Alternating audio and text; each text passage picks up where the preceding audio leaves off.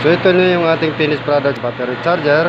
Siyempre may transformer po tayo, may isang capacitor, may 4 na diode, isang resistor, okay, at saka isang LED, saka negative positive post, saka switch, fuse solder, at negative positive cable para naman dito po sa ating terminal.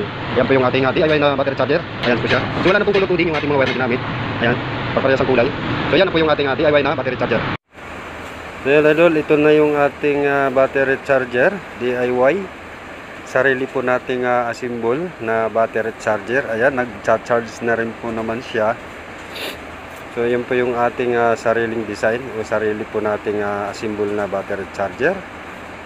At siyempre ito naman yung ating diagram para makagawa po tayo ng battery charger ng ating mga battery, lalo sa ating mga motorcycle battery. Ayan, pwede po siya.